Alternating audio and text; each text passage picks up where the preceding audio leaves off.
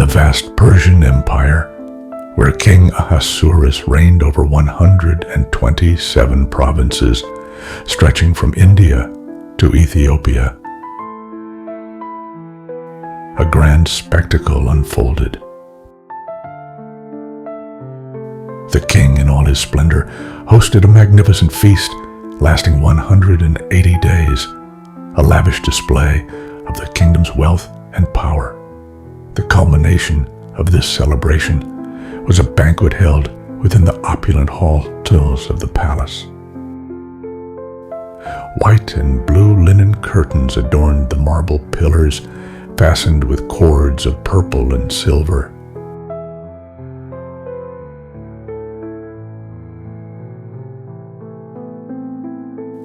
Gold and silver couches rested upon a mosaic pavement of alabaster, turquoise, and marble.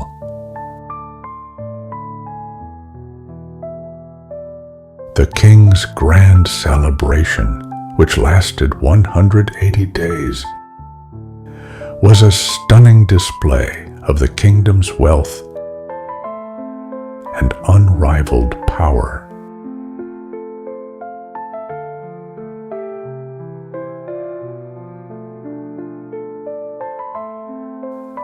Guests drank freely from golden goblets, each uniquely crafted. As royal wine flowed without restraint, while the men reveled in the king's banquet, Queen Vashti held a separate feast for the women within the royal palace.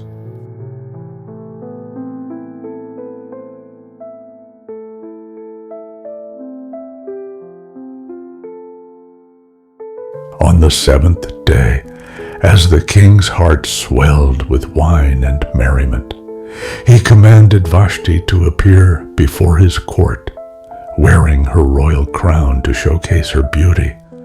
But Vashti, regal and resolute, refused.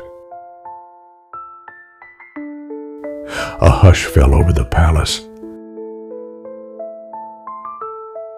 No woman had ever defied the king so boldly. Enraged, the king consulted his wise men, who warned that Vashti's defiance might inspire other women to rebel against their husbands. To maintain order in the empire, they advised the king to depose Vashti and seek another queen. A royal decree was issued, and Vashti was stripped of her title.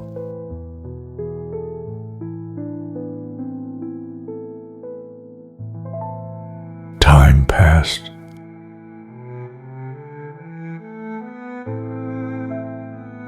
And the king's advisors proposed a search for a new queen. The most beautiful young women from every province were gathered and brought to the palace.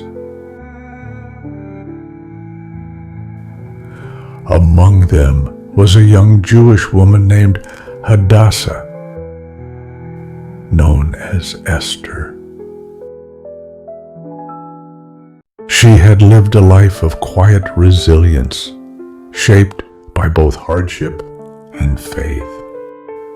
Orphaned as a child, she had been raised by her cousin Mordecai, a man of wisdom and integrity. Though he was not her father by blood, Mordecai had cared for her as his own daughter.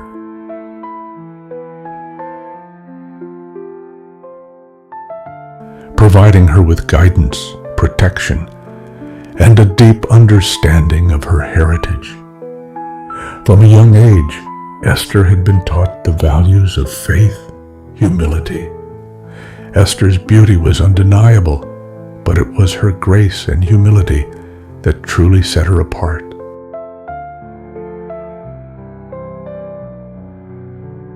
Placed under the care of Haggai, the eunuch overseeing the royal harem, Esther quickly won favor. She received the finest beauty treatments, the best food, and luxurious accommodations. However, at Mordecai's counsel, she concealed her Jewish heritage. For 12 months, the women prepared 6 months with oil of myrrh and 6 months with perfumes and cosmetics. After a full year of royal treatment, where each woman was adorned with the finest oils and perfumes, King Ahasuerus summoned them to his palace. One by one, they stood before him, each hoping to be chosen as queen.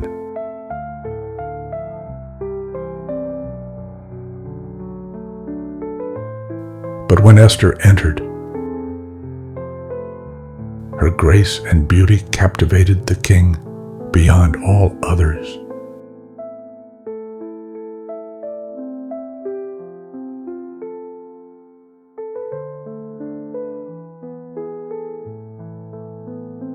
Moved by her presence, he placed the royal crown upon her head, declaring her the new queen of Persia.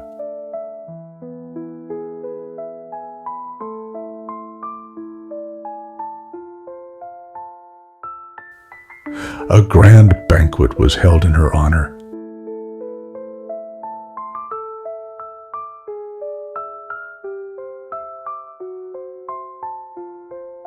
And generous gifts were distributed throughout the land.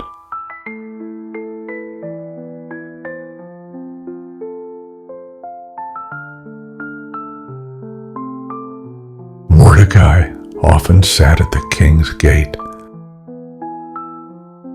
a place of authority where decrees were announced and matters of governance discussed. He remained observant, unnoticed among the tide of palace affairs. It was there that he overheard a dangerous plot whispered in the shadows. 2 of the king's eunuchs, Bigthan and Teresh, men entrusted with guarding Ahasuerus' private chambers, conspired to assassinate the king. Mordecai's heart pounded at the revelation. A threat to the king meant danger for the empire itself. Without hesitation, he sought out Queen Esther, the woman he had raised as his own daughter, and revealed the deadly conspiracy. Understanding the urgency, she relayed the warning to the king in Mordecai's name. The matter was investigated, the conspirators captured and executed, and the event meticulously recorded in the royal chronicles. Yet no recognition was given to Mordecai for his loyalty.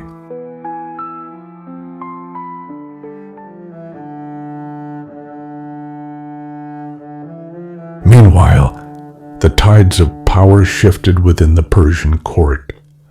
Haman, an Agagite of immense ambition, ascended to a position of great influence, becoming the king's most trusted advisor. As a symbol of his authority, a royal decree commanded all officials and subjects to bow before him. Across the empire, men lowered their heads in submission, except one. Mordecai stood unbowed, his stance resolute. When questioned, he refused, declaring that he would bow only before the Lord, his God. Haman's pride turned to fury, and fury into obsession. The insult festered in him, but when he learned that Mordecai was a Jew, his hatred deepened. A mere execution would not suffice. His vengeance would extend to all of Mordecai's people. He resolved to wipe them out entirely. With cunning deceit, Haman approached the king, warning of a disloyal people. "It is not in your best interest to tolerate them," he urged, offering a vast sum of silver to seal their fate. The king, unaware of Haman's true motives, handed him the royal signet ring, granting him the power to enact his plan. With chilling precision, Haman cast lots to determine the day of their destruction. The date was fixed for the 13th of Adar. On that day, every Jewish man, woman, and child would be slaughtered, their possessions plundered. Messengers rode across the empire, delivering the decree from the rivers of Mesopotamia to the mountains of Media. Fear gripped the Jewish people. Mothers clutched their children. Fathers sought ways to protect their families, but the edict was law unalterable by Persian decree.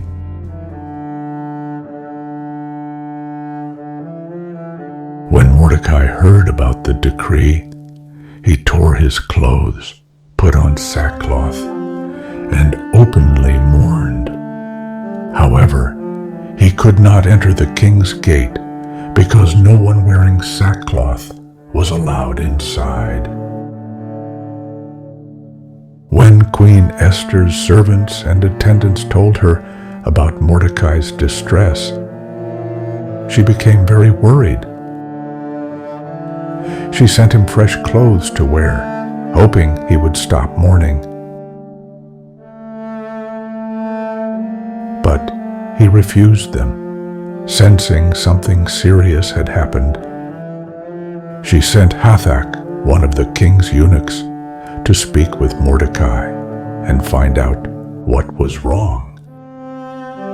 Hathach met Mordecai in the open square near the king's gate. There, Mordecai told him about Haman's wicked plan and how he had offered a large sum of money to the king's treasury to have all the Jews killed. He also gave Hathach a copy of the official order and asked him to show it to Esther. Mordecai urged her to go before the king and beg for mercy on behalf of her people. Hathach returned to Esther and told her everything Mordecai had said. Esther was troubled, knowing the risk of going to the king without being summoned. She explained to Mordecai that anyone who approached the king without an invitation could be put to death, unless the king extended his golden scepter in mercy. She also told him that she had not been called to see the king for 30 days, and she was afraid. Mordecai sent back a strong message, reminding Esther that she would not be safe just because she was in the palace. If she remained silent, help for the Jews would come from somewhere else, but she and her family would not escape. Then, who knows? Maybe you were made queen for this very moment. Hearing this, Esther made a decision. She sent a reply to Mordecai, asking him to gather all the Jews in Susa and fast for 3 days and nights without food or water. She and her attendants would do the same. Then she said, "I will go to the king, even though it is against the law. If I die, I die."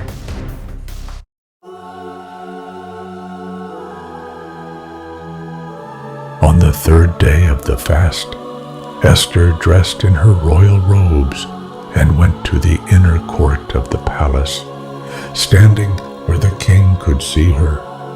The marble floors glistened beneath her feet as she approached the throne. The king's expression was unreadable. Would he extend his scepter, or would she perish? The moment stretched endlessly. Then his face softened. He was pleased with her and extended his golden scepter, a sign that she was welcome to approach.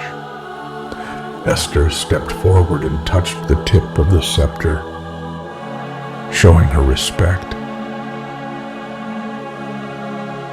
The king looked at her kindly and asked, "What is it, Queen Esther? What do you want?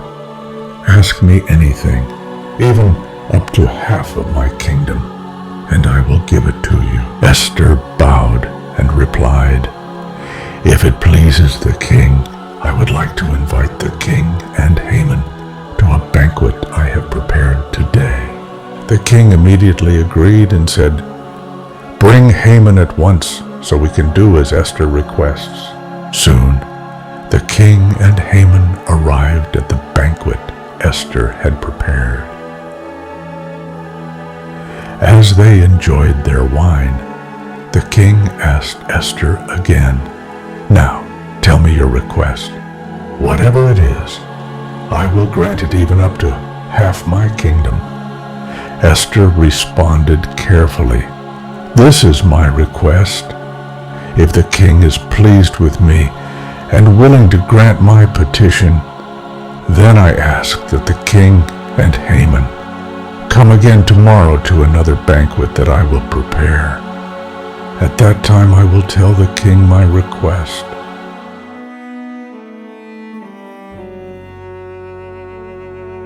Haman left the banquet feeling pleased with himself.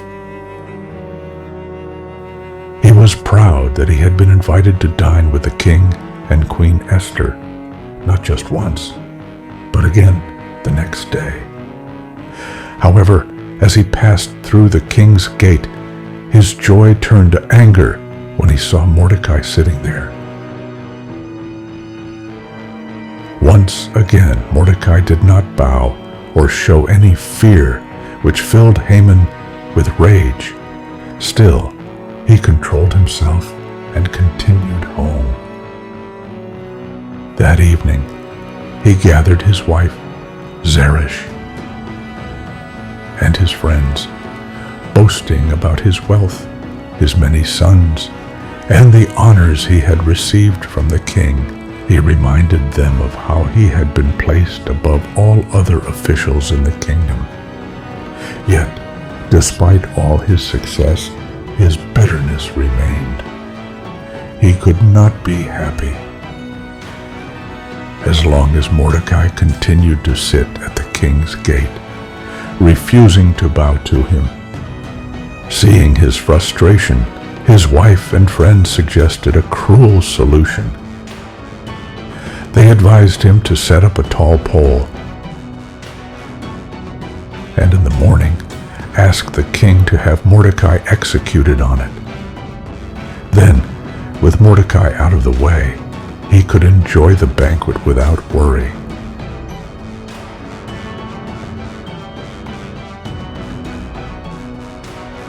Haman loved the idea.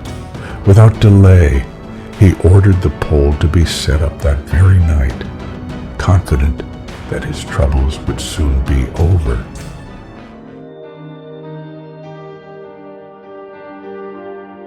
That night, King Ahasuerus lay restless, unable to sleep. Seeking distraction, he ordered the royal chronicles to be read aloud. As the scribe recited past events, the king was reminded of Mordecai, the Jew who had once uncovered a conspiracy against his life. Shocked to learn that no reward had been given for this act of loyalty, the king resolved to rectify the oversight immediately. At that moment, Haman arrived at the palace, intending to request Mordecai's execution. Before he could speak, the king sought his advice on how to honor a man whom the king delighted in. Assuming the honor was meant for himself, Haman suggested a lavish display. Royal robes, the king's own horse, and a public procession through the city. To his horror, the king commanded him to bestow these very honors on Mordecai, forced to lead his enemy through the streets in grand display. The streets of Susa buzzed with murmurs as the grand procession moved through the city. Mordecai, draped in a royal robe of deep blue and white, sat atop the king's finest horse. The crowd whispered and gasped, some in disbelief, others in quiet amusement.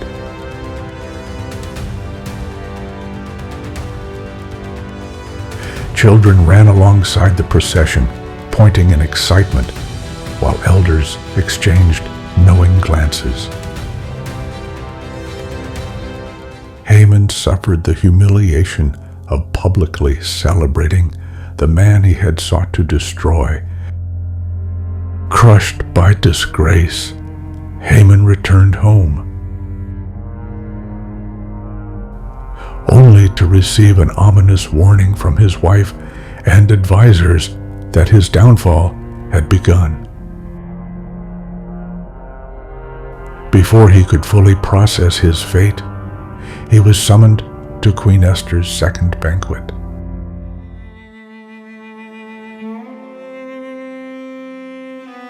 On the second day of the banquet, as King Ahasuerus sat upon his ornate throne, his gaze was fixed on Queen Esther with anticipation. Draped in a flowing white gown with delicate gold embroidery, Esther stood with poised elegance. The tension in the room thick, as the king once again leaned forward, promising to grant her whatever she asked, even up to half his kingdom. At last, Esther revealed the truth. She pleaded for her life and the lives of her people,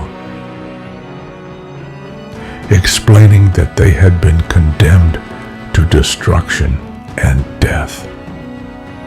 She told the king that if they had merely been enslaved, she would have remained silent, but this was a matter of life and death. The king was furious and demanded to know who was responsible for such a terrible act. Esther pointed at Haman, exposing him as the enemy who had plotted against her people.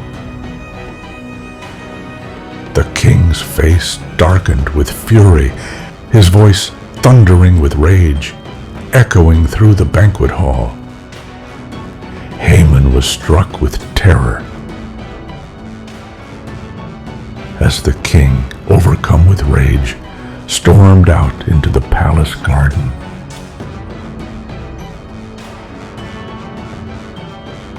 Realizing his fate was sealed, Haman desperately begged Esther for mercy. As he did, he fell onto the couch where she was reclining.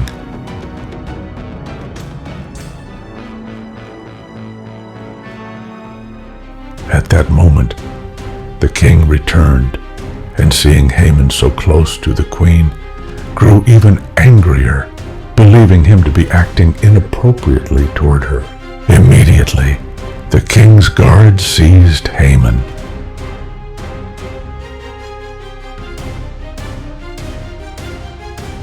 One of the eunuchs, Harbona, mentioned that Haman had built a tall pole at his home, intended for Mordecai's execution. Without hesitation, the king ordered that Haman be executed on the very pole he had prepared for Mordecai.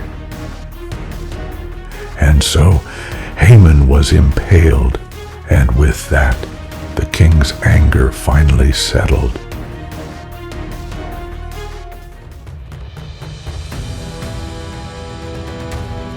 Though Haman was dead, the decree against the Jews remained. However, the king granted Mordecai and Esther authority to issue a new decree, allowing the Jews to defend themselves. On the 13th of Adar, the Jews fought back and prevailed, securing their survival. A day of sorrow turned into joy, and the festival of Purim was established to celebrate their deliverance for generations to come.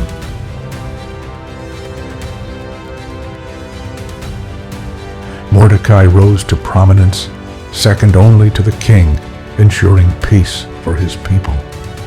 Esther remained queen, her courage forever etched in history.